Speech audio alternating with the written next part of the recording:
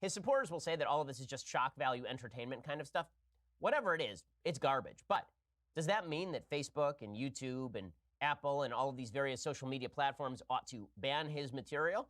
Well, not really on the basis on which they are claiming. If they wanted to say, listen, we're going to ban slanderous material, libelous material, we're going to ban material that incites violence, then that at least is a workable standard. But instead, all of these social media groups said that they are going to use hate speech regulations, essentially, to ban Alex Jones. And as I said yesterday on the program, hate speech is a really, really vague term. When you say hate speech over and over and over, and then you apply it to a bunch of random people and topics that you just disagree with. So I, Ben Shapiro, am participating in hate speech when I refuse to use your preferred pronoun as a transgender person, and Alex Jones is engaged in hate speech when he says that children who were murdered in a mass shooting attack were actually child actors in a false flag. If you're going to equate those two things, then hate speech has no actual meaning. And this is the problem. The left actually wants hate speech to have no actual meaning, except for stuff they don't like.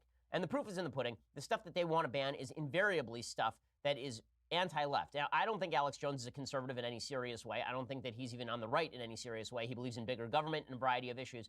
He is more a provocateur and an anti-left activist. There is a difference between conservatism and being anti-left. The Nazis were anti-left. They weren't actually American conservatives.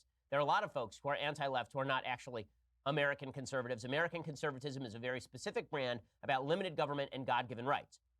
With that said, Alex Jones is being targeted by the left because he doesn't like the left very much, even though he has some kind of common principles with them in terms of the size and scope of government.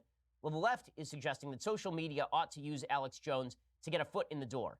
There's a CNN article today all about how CNN had basically pressured social media into banning Alex Jones. You remember just a couple of weeks ago, Facebook came out and they said, listen, we're not going to throw Alex Jones off the platform. And then just this week, they said, well, maybe we'll do that after all.